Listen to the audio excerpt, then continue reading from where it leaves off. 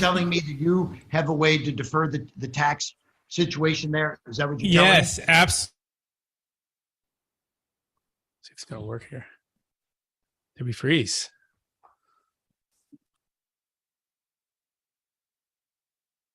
Hello, Micah, can you still hear me? I can hear you, yes, but it looks like the video froze. Okay, we froze. Let's see if I can take back co-host here. Pink, can you hear us? I can hear you speaking. There it goes. They exited from. So it was very go. impressive. I got to say, you are the first one I've seen pull this off, and I'm pretty hesitant to believe in a lot of these kinds of things. So it's a major feat for me to say, wow, this actually really worked, and it was really cool. 1031 is a way to shelter your income when you sell the thing. The DST is a way to avoid the 1031 and not have to suffer the time penalty. Our career during different tax periods, we've seen, these tax avoidance, tax minimization, offshore, all these different strategies undertaken to minimize or avoid taxes. And then I can tell you that, some of them are just not worth the trouble. And so I was skeptical. Admittedly, I was skeptical. I thought, oh yeah, here we go, another one of these, right? And then they say, no, it really is different, right? So look more closely. We looked more closely. We had, honestly, 2 years of conversations. 2 years. Now we were being due diligence at the same time that we were doing due diligence, but 2 years is a long time to be, sort of flirting with the idea of and getting to know the people and getting to really understand the transaction. Yeah, long story short, we got comfortable, although we are not tax attorneys, lawyers, or estate planning attorneys, that at least, from an investment perspective, that, it made sense to sell a highly appreciated asset, get liquid, hold that in this type of a deferred or installment sale type of instrument, and then just be in a position then to do the most important thing. I'm probably stealing your next question, which is time. They say, well, you can't make more time. You can. The Deferred Sales Trust, in a way, allows you to lengthen the investment time horizon for those assets after getting liquid, but before having to feel the tax impact. And from an investment manager's perspective, time horizon is the most important element in investing. Everybody, hello. Welcome to the Deferred Sales Trust Capital Gains Tax Solutions Mastermind Masterclass. We are excited to have you here. We believe most high net worth individuals and those who help them, they struggle with clarifying their capital gains tax deferral options, and not having a clear plan is the enemy. And using a proven tax deferral strategy such as the Deferred Sales Trust just might be the best way. We think it's probably the best way to exit highly appreciated assets. That's cryptocurrency, that's business, that's real estate, primary homes, investment real estate, savings, 1031 exchange. Also, you can defer somewhere between 25 and 50%. That's capital gains tax depreciation recapture. And so that you can create and preserve more wealth, and or just have some more freedom. Freedom to do what you want, when you want, more of, maybe less work, maybe more retirement, maybe starting that new business venture, starting that new real estate development, maybe just diversifying outside of a marketplace that's just so highly appreciated in certain places and are subject to maybe a lot of change that's going on. There's a lot of change in the market, a lot of uncertainty. We also believe that right now is a great time to sell high, to diversify, to get some liquidity, to pay off debt. These are foundational to creating and preserving wealth in changing times, and also to have the opportunity to jump in when things do go down. And things will go down. We feel they're going down, and it already hit the crypto market very hard. Stock market has definitely shifted a bit. Real estate is that big Titanic. It takes a little more time to move, but it is starting to move in the other direction. And so there's so many of these changes going on. We can't predict it. But we do know we were in kind of like a 12 to 13 year bull run, and now we're perhaps entering into a different marketplace, which means the Deferred Sales Trust is your friend, because it gives you not only that tax deferral, that liquidity, that diversification, but the ability to capture deals when it makes sense, if it makes sense for you and for your lifestyle. And the analogy we love to use is this, is of a Rubik's Cube. And imagine what your ideal future would look like, or imagine this for your client. The question is, what's their B, right? If A is where they're at, A being, perhaps a little bit not as ideal, right? What are the challenges they're facing, and what are they trying to accomplish? And that accomplishment means, getting something like this, where it's more congruent with their lifestyle, with their time, with their energy, or just the ability to take advantage of deals when it makes sense. Well, you got to figure out how to get from A to B, and ask yourself, what does that look like? And then ask yourself, what's the strategy? Well, who are the team members? Hire the who, don't be the how, to help you get there. And we want to encourage you to look at the Deferred Sales Trust as the strategy, and then look at our team as the group to help you get there. And so I'm not alone to do this. I have some amazing people, including the Jake Miller. He is a financial advisor. He's one of a kind. He is a certified financial planner. He served in the armed forces. He has like the most amazing hair. I'm still trying to work on it. But Jake Miller, how are we doing today? Doing great. Having a fantastic morning so far, and excited to see what questions people ask today. Absolutely. Tell them a little bit more. I told them about the vision here, but talk about kind of the format. What do we like to do? You know what we like to do? We like to kind of go over the vision, the mission, kind of give a brief overview of what is the Deferred Sales Trust, who's it for, who's it's not, tell about the deal story of the week, and then open up for Q&A. Exactly. Simple as that, right? So as you have questions, or as you have thoughts, please put them in the chat, and then be ready to unmute yourself and ask us live. It could be a live deal, it could be a possible deal, it could just be a common question. We are here for you to give you some inspiration, some deal stories, and to also share our journey, because we're still learning along the way. We get to learn from an amazing tax attorney who created this. We call him the Elon Musk of tax. And he created it 26 years ago. And to be able to study and learn underneath the CPA tax attorney who's been through the IRS audits, who's faced the fire, who has prevailed so far, no change, no findings, thousands of closes, billions under management. And then what's my one role is the trustee. So I'm kind of like the coach and the guide to help you, the nurse, if you will, to ongoing maintenance and management of the trust. Jake Miller would be the financial advisor to serve in that role, and to help to invest properly and well in securities and different investments. And then the tax attorneys are the ones that do the legal work, and they provide the lifetime audit defense. But that being said, Jake, who is the Deferred Sales Trust for, and perhaps who is it not for? Great question. So first and foremost, we like to ask people, what are their intentions with the proceeds? Have they already spent it in their mind? Because sometimes that happens. Sometimes people sell an asset to buy another asset. If that's the case, that's a perfect fit for this. If it's an asset for reinvestment purposes. Now, if it's for personal use, your home, Lamborghini that you always wanted, whatever, then it may not be a good fit for you. Also, if the tax payment is not sufficient enough for you to really worry about this, then why go through the hassle? Again, we like to see people in the range of $1 million net proceeds and $1 million gain that's going to be taxable, because that's an easy rule of thumb. Capital gains at 200,000, 3.8 Medicare, Obama tax, and possibly state tax. When you're in that range, it's almost a no-brainer, home run. Who else? I guess if you have an asset and you're doing estate planning, and you just want the asset itself, so you're not going to liquidate. You just want the asset to go onto the heirs. This may not be the best tool. Yeah, very well said. So real quick summary, $1 million net proceeds, $1 million gain per transaction, by the way, unless you have two at 500 each, a little caveat there. So you might have $500,000 of crypto and a $500,000 of a commercial real estate property. You can combine those two if collectively they have a gain of 500 each as well. Otherwise, what we find is it's just not enough pain. And what's the pain? Well, it's 25 to 50% of the gain, and includes depreciation recapture, depending on the state in which you live in, and what your adjusted basis is, right? So we want to really figure that out, and we want to clarify that pain.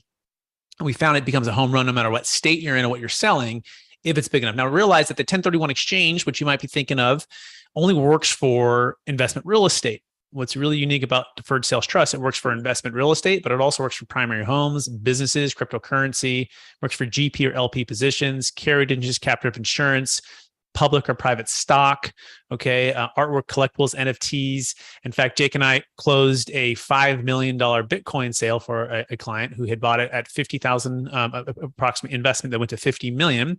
And she was able to not only defer about 1.85 million in tax, but also unlock that capital to start a business. And her passion was educating, along with her college roommate, like kind of a Khan Academy style online platform, which they're building right now. And so the cool thing is she was able to exit at 54,000 a coin. And now, Bitcoin is, I don't know if it's 2025 right now. It obviously went down to about 15 or lower from about a $69,000 high. And that was the great way to get optimal timing. We also have had other clients that have sold real estate. In fact, they tie up land, and we did a $29 million deal out of Texas where they tied up this land, and then they find developers who want to do the full development of like a residential community, but they do some entitlement work, and it's in the short-term range that it's less than a year. They're able to use the DST to defer the difference between what they tied it up at and what they sold it at, and then turn around and go fund new real estate projects or new opportunities, be entrepreneurial with the money. And then we have others that are just looking to retire, right? And to be very passive and want to put it in these really safe, biggest companies in the world, S&P 500, Netflix, Google, Apple, Home Depot, Walmart, and to get a portfolio that's tied to very, very large, great long-term companies, right? And perhaps it might be a good time to purchase some of these things because the stock market is down. And so these are the things that we help to guide and want to walk you through, and also educate you if you're trying to help other clients maybe exit and they're feeling cautious to move right now. That being said, Jake, let's maybe share a couple live stories or live deals we have going on, and then I'll also think about my the deal close story of the week. I think. So what live ones do you want to chat with right now? Maybe some questions that are coming up from folks that anything come to mind, Jake? So we have an individual with a tech company. He has an app, right? And interestingly enough, the negotiations on the price or the sale of that was rather extensive, right? I think they were shooting anywhere from 7 million down to 3 million, and I think they settled on 5, 3 up front, two down the road, right? Whether or not to use this, what was their basis? Their basis was next to nothing, because again, it was an app. What were the tools and equipment and all this? The warranty. It was him and him programming and him contracting with various people who use the app and everything else, right? And it was a rather unique app. And fortunately enough, he was able to find a buyer rather quickly. And which, by the way, Brett, didn't we kind of hook him up with that broker? We did. So being an existing client and then doing incredibly well, having incredibly big margins, I want to say like 95% margins, he had the opportunity to sell his business. And we were able to help him find a broker who found a buyer. And now he's in the process and just getting all the paperwork signed. And he's met with the attorneys. He's met with us. He's asked us a lot of different questions. And Brad, I want to say that he asked us pretty much all of the questions that there are. Time was on his side. There was no rush. And so he was able to really pull back the curtain.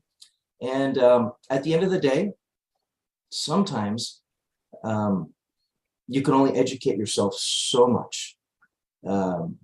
Fortunately, he trusts us and he's willing to take this leap, even though, being a programmer and being a very intelligent individual, he likes to know everything about it. But taking the leap and believing that we can help him through this process, he's moving forward, and it's kind of an exciting story. Yeah, and to that point, sometimes it's not about just the evidence of deals that have closed or the legal track record or performance of investments. We realize that for a lot of folks, if you're watching this, considering to trust us with the Deferred Sales Trust and the future of your investments, it's an emotional change, and it's a transfer of trust, right? And it's also a transfer of some control, right? And I think one of the biggest things with this potential client, looks like it's going to be a client, your client already, but potential joint client now with the Deferred Sales Trust, was that aspect of control. Like, oh my gosh, Jake, this is my baby. I've owned it. I've built it from the ground up. And all of a sudden it's like he or she is graduating and is 18 years old, right? And it's no longer going to be, he's got to let it, spread its wings to something bigger, go off to college or do something. And it's like, oh man, like it's hard, right? It's hard. And not only that, but the other part of that is that capital that comes from it, right? And where that's a new baby now too, because it went from, let's say, zero, or he maybe put 100, 200,000 into it, right? Then it goes to no basis, and then it goes to $5 million. So you have that first aspect of that emotional transfer and trust. Then you have a new aspect of this new amount of capital. And then you also have the other part of it, which is like the family legacy, because he's young, like he's got a bright future, right? And it's like, how does this help us with retirement, with our future planning, with future businesses?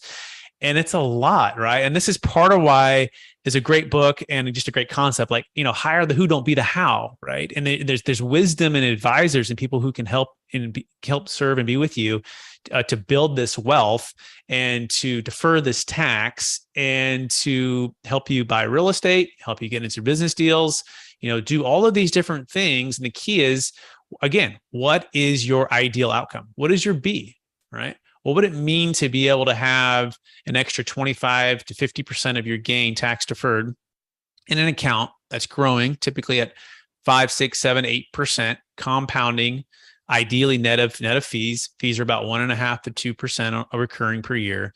And what would that extra cash flow and capital mean for you?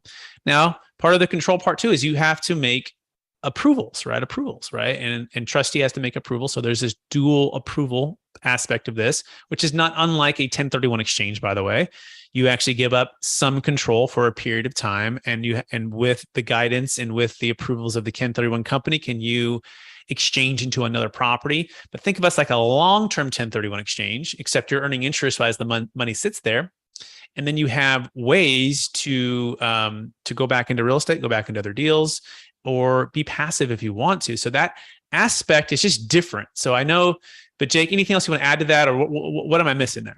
You're not missing anything, but you did make me think of something new today. There's a lot of people out there who go and get a personal coach, right? It might be a personal coach for their business, for their personal life, for their family. It might be, marriage counseling. It might be all of these different things. This is actually a legal structure that provides that. So it's not like they're losing control, but now they have like a payment structure and a legal entity that is built around. We have somebody who's still the CEO, but we have the COO, the trustee, who's the checks and balances, who's that little conscience, Jiminy Cricket here on the shoulder, saying, yes, that looks great, or, well, let's think about that again, or whatever. But, at the end of the day, it's your decision, but I'm here voicing a second opinion, so to speak.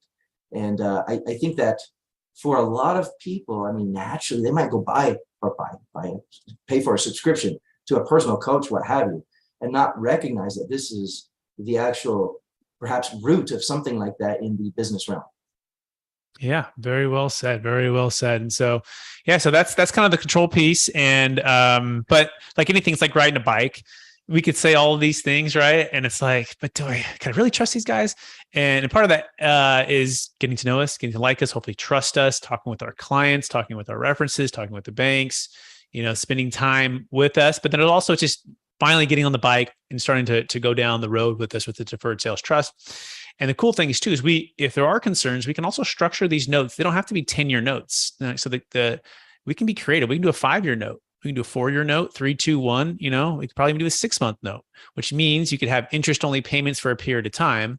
And then you can have the full balloon payment come due, pay your tax. So worst case scenario, you're like, if it doesn't live up to what I thought it was going to be, it's a 12-month, let's say, trial run. Yeah, you're out of that, that legal fee, one-time legal fee, and then our first-year fee. That would be the cost of that. But you could renew at the end of that 1 year, or that 3 year, or that 5 year. So it doesn't have to be something where you're like, oh my gosh. I remember when I was, I got a basketball scholarship. It was like a dream come true, right? But the thing is, here's the problem. It was in my hometown. So I grew up in a small town in Rockland, California, mostly Bay Area too. There's a place called Sierra College. It was the junior college. It was actually a good junior college, but it was considered basically not being very successful if you just went from high school to the junior college down the street, right? Like you just wanted to get out of the small town, and we wanted to go to San Diego. And I was like, let's get to San Diego. That was like the dream, to the beach and all this stuff. So I finally get to San Diego. I'm all excited. I barely get into the private school. It was like this, my SATs were okay, and I had basketball, but I didn't get a scholarship there. But so I walked on and all this stuff. But finally, I'm in San Diego. Everything's going amazing. But my real dream was to get a basketball scholarship to pay for school. But guess what happened? I had a chance to play at UC San Diego. That coach gets changed last minute, and one of my best friends who was there gets transferred to Hawaii. And the only scholarship offer I ended up getting was back home in my hometown. Not at the junior college, actually at a university. So it was cool. It was exciting. It was a new university in my hometown. But I was sitting there going, I don't want to go back to my hometown. Like, this is all of a sudden, this is something where I thought I wanted something else, but now I have to go back to my hometown. I'm like, oh man, but part of me said, this is going to help you accomplish your goal, but it wasn't 100% how I wanted it per se. But I had my brother give me some good wisdom. He said, hey, Brett, if it doesn't work out, and this is where the story is making sense here, right? Hey, if it doesn't work out for a year, just come back to San Diego with us. Because I was living with my brother and my cousin. They're like my best friends, and the apartment, having a great time. And my girlfriend, who's my wife now, was down there as well. So I had every reason to stay there. But he gave me those and I thought it was like, if I go back home, like, it's forever over. I'm never getting back to San Diego. What my dream was to be. But he goes, Brett, check it out. Go there for 1 year. Think about this. And if it doesn't work out, just come back to San Diego. I was like, huh. And that emotionally helped me to be like, got it. Yeah, I don't actually have to be there forever. I can come back. And guess what? It happened to be the best decision I probably have ever made. I took that step of faith, and I trusted that it still was helping me accomplish my goals, even though emotionally I wasn't ready to leave where I was at. And so what I would encourage anyone who's thinking about this deferred sales trust, realize this isn't forever. In fact, it doesn't have to be 10 years. We can make a very short promissory note, and you can still test drive this. You still have to pay the fees. That's part of it. But if you're deferring a ton of tax, if it's big enough, work with us, and let's customize it to make it win for you. Jake, any thoughts on that? This is something that, we won't say that it's a one size fits all, because it's not. Everybody's situation is different, but it is customizable enough that if it fits into the parameters that we mentioned before, there's enough tax paying for it to make sense. The deal size is big enough for the attorneys and everybody else to get involved. And the person's intent with the money is to reinvest it and to grow it net of attorney fees rather than net of taxes. Then absolutely, this is something that between yourself as a trustee and myself as kind of like this little CFO, financial advisor person, whatever, right? We can help them navigate the best course to take amongst all of the investment and reinvestment options. Perfect. Excellent. So that's the one live deal that we hope will close in about a week, 2 weeks ish, right around there. We're going to open up for questions, and any thoughts, comments, you can put in the chat. You can also unmute yourself. Jake and I are looking forward to answering those. And in the meantime, if you want to take action right now and start your deferred sales trust, you can actually go to two places. Connect with Jake at strategictaxsolutions.com. You can connect with me at capitalgainstaxsolutions.com. Make sure you mention you saw us here on the Mastermind, and so you can get connected with both Jake and myself. So that's strategictaxsolutions.com or capitalgainstaxsolutions.com. And let's take a look at the chat to see if we have anything here. And again, unmute yourself and just say hello, first name, where you're from, and what question, thought, or comment that you have. Looks like we have Micah saying her parents often called their business their baby. Yeah, and it makes sense, Micah, right? Because it is. You care for your customers, you're serving folks, and for the thing that you're providing for a great outcome for people, and it becomes like a living, breathing, amazing thing to make a difference in people's lives, which is like a baby, right? We got 5 babies, and these babies make difference every day. I have other kids now, but every day of the life. So I'm gonna encourage some people. We got Juan, we got Fawn, we got Ciara, we got Jessica, we got Gordon. We've got even Micah. Micah might have a question or a comment or thought. Everyone is invited to participate and jump in. Pierce, there you are. I see you you're on the move. It looks like you're hopefully closing something. Pierce, what's happened down there in Newport Beach? Yeah, actually, I'm on my way to do a listing appointment with a lady who is actually in a 1031 exchange, and she's coming up on her 45 days to identify. So she's kind of panicking because she hasn't found everything that she needs. So we're gonna see if we can't help her out a little bit with the property we got down here, and if that does not work out, I'm gonna be dropping. Well, hey, there's another solution. Absolutely. And by the way, we love the 10. Yeah, we Yeah. love the 1031, right? If you can find a deal that makes sense. So Pierce, if you can find that makes sense. If it doesn't, we have the deferred sales trust. By the way, where are the funds held right now is a little case in point. Do you know what QI they're with? I don't. I just got off the phone with her. I'm going to meet her down there, but all those I'm going to find out and see where they're at. So it'll be interesting because if it fails, we'll see. Yeah. So I got to get a little bit more info on exactly where she's at. But the thing that I wanted to bring up is just that she's getting into panic mode, right? Because she hasn't found the right fit yet, apparently. So she's coming up on those time constraints, and they're starting to constrict a little bit. Do you happen to know what the stats are? So what does she sell her property for, the debt and the adjusted basis? I don't, because I was on the call 11 right after our call, and I was coming up on the end of our all good. Call, so but just but next week I'll give you guys all the lowdown. Go get the lowdown, and then remind everyone too. This is a good case in point. So not every qualified intermediary wants you to know about the deferred sales trust. In fact, some are actually write these blog posts that make it seem like the deferred sales trust is like Darth Vader, you know. It is interesting to see. But there's other qualified intermediaries that are totally cool, right? And some of that's just because they just don't know, and they don't want to know. But what's really interesting is certain qualified intermediaries, once the funds go there, they hold it in jail, and they just crash something, and they go, well, I want to use the deferred sales trust, and they go, no, we won't cooperate. And we're like, why not? Well, because of whatever reasons that they have. So it's vitally important that you connect with Jake or I before you do an exchange to make sure you're working with a qualified intermediary that will actually accommodate for traditional 1031 exchanges, Delaware 1031 exchanges, and deferred sales trust, so that you're not left in jail. Okay. In fact, there is one for sure that I know that you literally want to run the other way. Actually, we call them the Darth Vader. That is IPX, run the other way. They're like, it's like bad. Like I've had probably 5 or 6 calls in the past 5 months alone, millions of dollars in tax, and they run out of time, like Pierce is talking about. You know, the lender won't lend, the seller won't deal.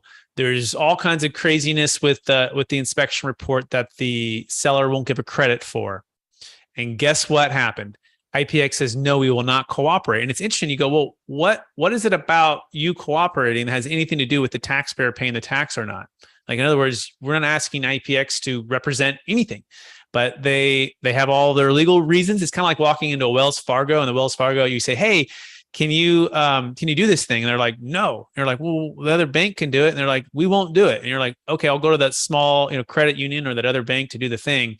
So realize that you want to make sure you have a QI that will look out for your best interest to have all the options. Get with Jake or I. Jake, any thoughts on that? That's absolutely the best thing that they can do. As soon as things are getting serious with any kind of deal, sometimes serious means, hey, I've got a letter of intent. Sometimes serious is everybody's getting together and they're talking about transferring money. That's almost too late, right? Like let's get in front of this so that everybody has a chance to get educated. It's incredibly common that any number of different types of trusts are involved in the transfer of assets.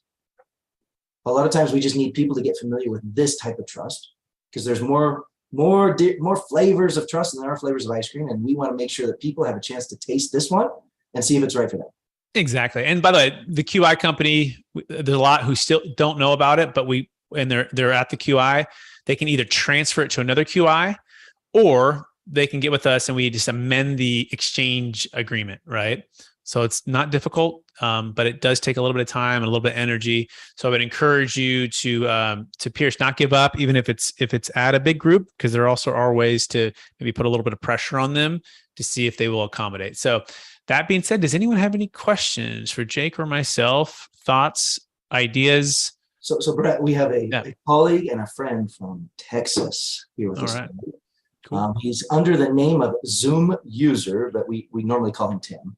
And I'd love him to give a little shout out and hello and ask a question if he has one. Yeah, Tim, where are you from and what's your first name and shoot your question? First name's Tim. I am in Texas, Dallas specifically right now.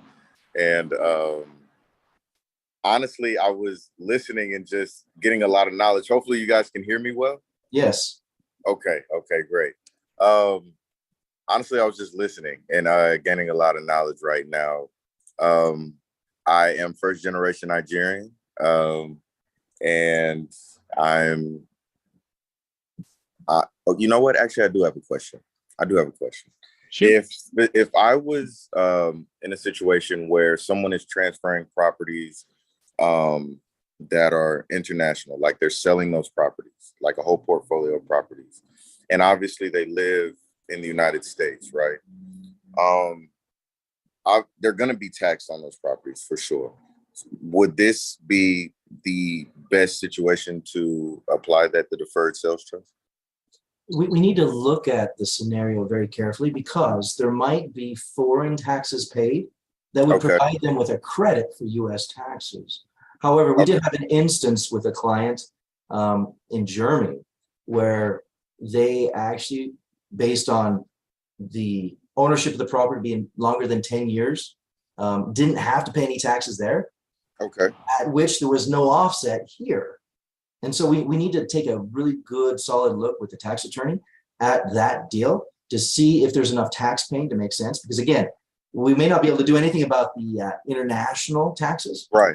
But the taxes that do flow through here, if they're significant enough, if they're not offset from where they're being sold, then absolutely this could be a good fit. But we need to kind of look at the finer details. All right, awesome. And I think the second part question to that is, if they were to have, a boatload of money that they put into a trust and wanted to, I guess, invest that money into an opportunity zone project, would it be able to work together in that? So let's say they sell like a portfolio. I get it, Tim. I get it. Yeah, and you put in the DST, and can the DST then go to an opportunity zone? So you have to ask yourself again, kind of the Rubik's Cube question, like what's the problem? Well, it's capital gains tax, and the question is, well, what are they trying to accomplish? Well, Oz will accomplish some things, and then it also gives you some things that aren't so great, right? So an opportunity zone, for those who don't know, are basically government zones within the U.S. which are encouraging people who have capital gains tax to invest into, and then get some real good tax benefits, right? In fact, if you hold it for more than 10 years, there's a portion of it will be completely tax free. There's a portion that's tax deferred for a period of time. It has some cool stuff. So it's kind of like pick what you're trying to accomplish and pick what's best for you. So a lot of our entrepreneurial clients, Tim, are not wanting to tie it up for 10 years. And that's where a lot of these don't go great. Okay. So in practicality, opportunity zones sound amazing, but a lot of the great ones have already been, gobbled up and they've already been used. Two, you're giving it up to a third party and you have typically zero ability to get out and to do your own deals. Whereas the deferred sales trust, you're putting it into a third-party trust, but you have the ability to partner with the trust immediately or the next day or day 181 or whenever to go buy more real estate, to do more deals. So most of our entrepreneurial business clients want that freedom to be entrepreneurial or be completely passive and retired. And especially the 10-year thing. So most of these opportunity zones, you have to put all of your gain into. You do get to keep your basis, which is kind of cool, right? So let's say your basis was 200,000 and you sold for 1.2 million. That $1 million gain would go in. That 200,000 basis you could take, which is pretty cool. But you still have to pay some tax within a certain period of time. So it's kind of complex, but honestly, I'm not seeing a lot of opportunity zones that made a lot of sense, at least even right now. So I don't know if it's even practically speaking that attractive. Jake, anything else to add to that? Well, we have to go back to the conversation we had last week about charitable remainder trusts. There's a right time and there's a right place for charitable remainder trusts, for opportunity zones, for all of these different things. But oftentimes they're oversold. Perhaps it's because there's a very outgoing, anxious individual wanting to make a commission and they're oversold, etc. A lot of times when we help people navigate the waters of the deferred sales trust, it becomes more of the pinnacle or the keystone strategy by which then part of that might be invested in an opportunity zone because it's a good investment. And there's a tax perk to it. But as Brett was mentioning, it's really hard to find the good investments anymore because a lot of them are already filled up. Because the greater benefit for the opportunity zones was early on when there were, 3 different benefits. Now that so much time has elapsed, we've kind of lost one of them that was really big. There's only just the 2 remaining. A lot of times, again, if it's a charitable remainder trust, if it's an irrevocable life insurance trust, if it's, any number of these other strategies that can be good, we oftentimes are able to do them in the right or appropriate amounts because we're not trying to make one size shoe fit all with some of these other strategies that were not meant to solve the entire problem. Makes sense, Tim? Absolutely. It's also part of why we work on a conditional basis, right? Meaning you can come to the table. If you have $1 million gain, $1 million net proceed, we will sit down and we will all grab this Rubik's Cube and we'll start moving it around. And we'll talk about Delaware statutory trust. We'll talk about 1031 exchanges. We'll talk about just, if you want to buy, you want to give it all the way to charity, you want to do a donor advised fund. And then guess what? Most of the time though, it lines up. It is the deferred sales trust for those that are very entrepreneur, but we're the first to say, if it's not a good fit, hey, you don't owe us anything. Go and do that Oz deal. Go and do that 1031 exchange. Go for that Delaware. Jake does Delaware statutory trust all the time. Sometimes they're doing a combination of the 2. We have a mortgage over basis with the Delaware 1031, where Jake and I have done multiple ones of those. Then the rest of it goes into the deferred sales trust. So it's not a one size fits all. This is part of why we love doing it. Jake and I love solving problems, and we want to teach you how to solve problems for along with you, or if you're trying to help other clients, help you solve the problems too. That being said, who else has a question or a thought or a comment for Jake or myself?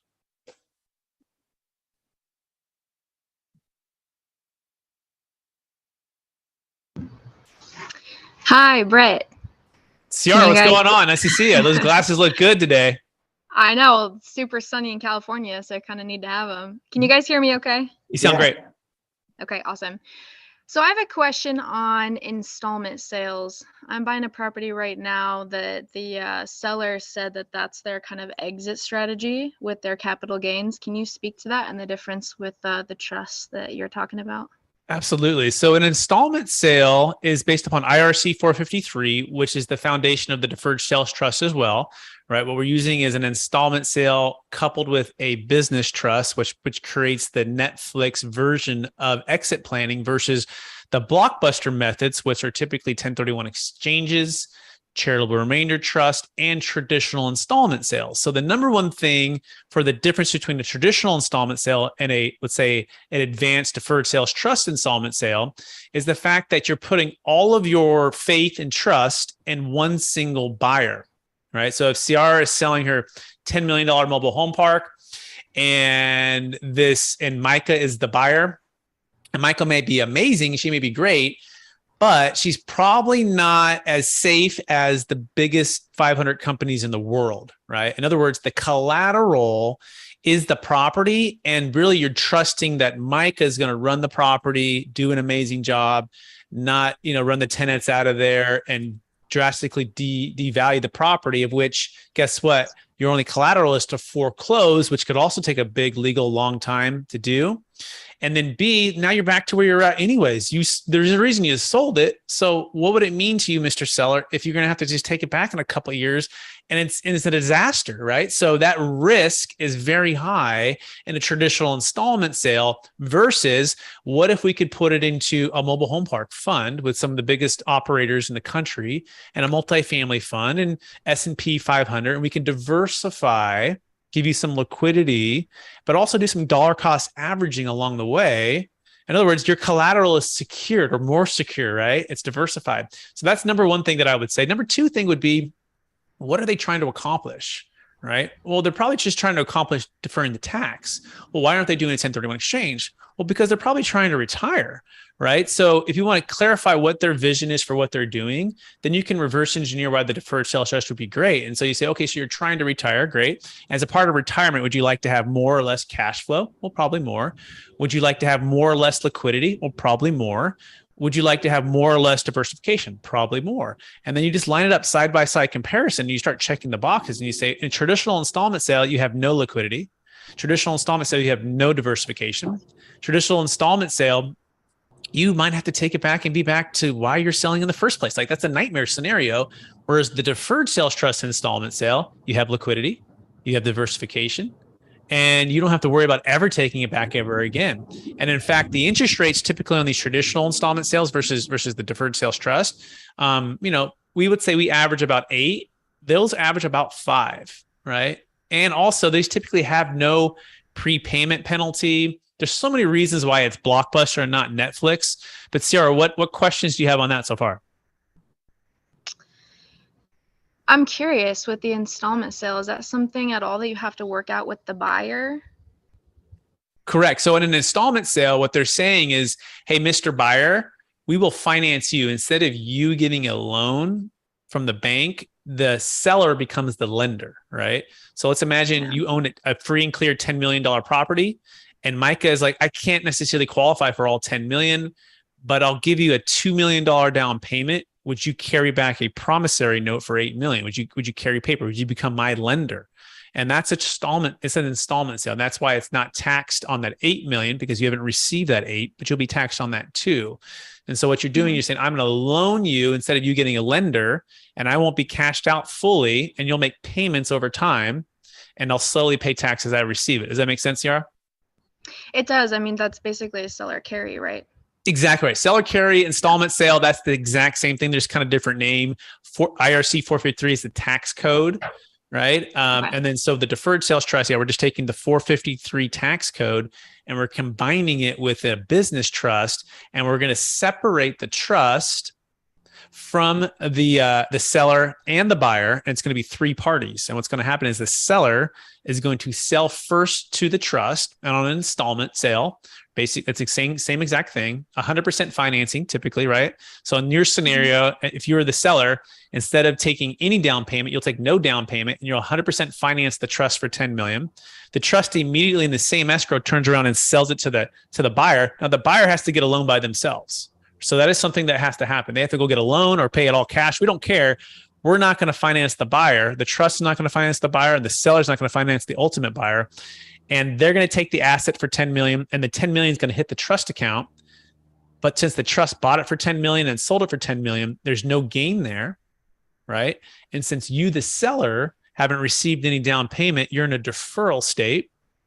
And we typically structure it with about an 8% payout or an 8% interest rate. The payout could be anywhere between, really 0 to 8% for the first couple of years, but you haven't paid any tax like an IRA until you start receiving payments. Is that making sense? Yeah, that does. Now I'm just curious because the buyer the seller really never mentioned to me that the installment kind of includes the buyer. Have you ever seen that worked out at the lender level, like with the bank? Because the seller was also kind of pushing like, oh, you should finance with my bank, the one that currently holds the property. Can that be worked out at the bank level? It all depends. I mean, I think you ask a simple question, like you're doing an installment sale, who are you loaning the money to? Right. Mm-hmm. And they'll see the buyer or someone else, but I mean, maybe they're thinking they're doing a deferred sales trust, or maybe there's a copycat out there. I'm not really sure. You have to just, hop on the call with them and just ask them the question. And I'm happy to help you on that too. Awesome. Thank you. You're welcome. Any other questions or thoughts on that? I was just wondering, can that same strategy be applied? Let's say if someone was selling a plane. Correct. Yes, sir. It works for planes. It works for horses. It works for Bitcoin. You can, there's some like race horses. You can deferred sales trust a horse, but you can't 1031 a horse. That's something. It's actually pretty incredible, right? You can installment sale really anything, but the question is if you use the trust to be able to accomplish it. Yeah, I remember, Jake, what would it be like to foreclose on a horse? What do you think that would be like? Would you like just show up one day, you're like, I'm foreclosing, and you just jump on and ride off with it?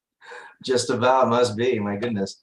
No, that's a tricky subject right there. But it's interesting that horses can be insured and everything else, just like any other asset, income producing asset that people have. Mm-hmm. Very cool. So, anyway, good questions there.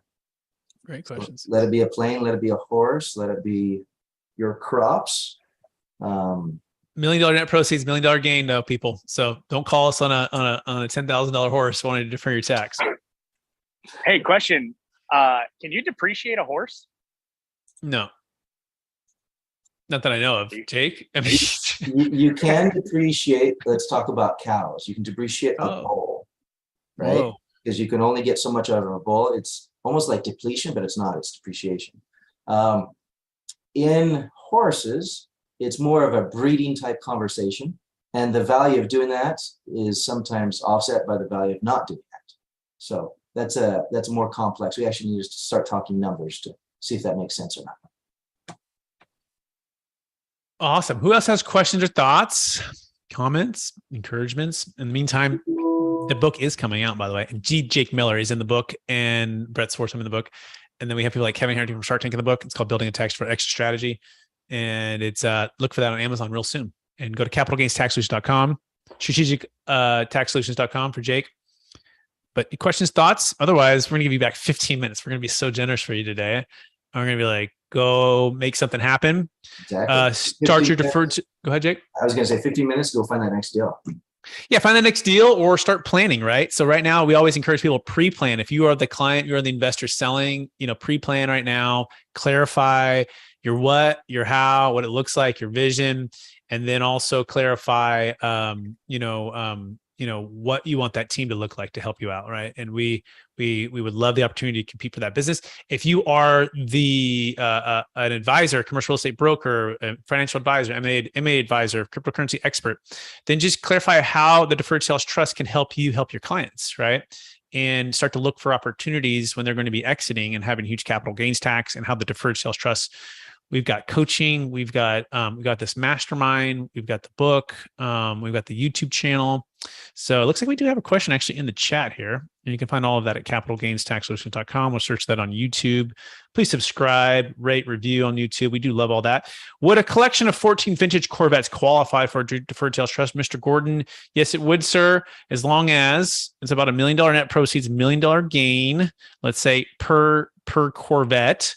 And or let's imagine you're selling them all to one buyer in one transaction, and they're all in like one entity, right? Then yes, but I imagine 14 would be much more than $1 million.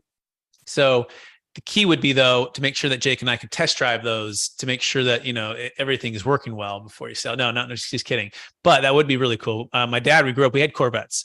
He had one that was orange. It's like 80s. It was like ridiculous. He ended up painting it black. He should have, but it was like the T-top one where like you could, grab it and take the thing off, and then it was just like a T, I think it was sweet. I felt like, was it MacGyver? It was like, I felt like I was driving around with MacGyver, a little thing talking in the front with the red. It was all black.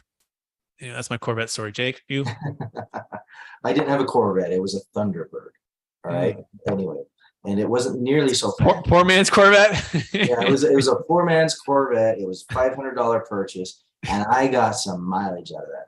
I tell you what, that was my car, and I think even after it died, like literally dead. Hold on, was your hair at an all-time high at that point? Like this is like high school, like your hair was just blown in the wind, I imagine.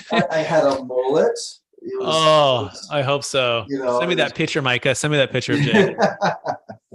But my dude has amazing hair. It doesn't, right? It does not make sense. Hire him just for that. Okay, well, we've digressed, everybody. Jake, if people want to find you, where can they find you? 1-800-773-1848, strategictaxsolutions.com. Excellent. And if you want to find me, connect with me, go to capitalgainstaxsolutions.com. Thank you so much. Please rate, review, subscribe. Please invite somebody every Friday, 10 a.m. Pacific Standard Time, 1 p.m. Eastern. Join us. Come have some fun with us. And we will talk to everyone soon. Bye, everybody.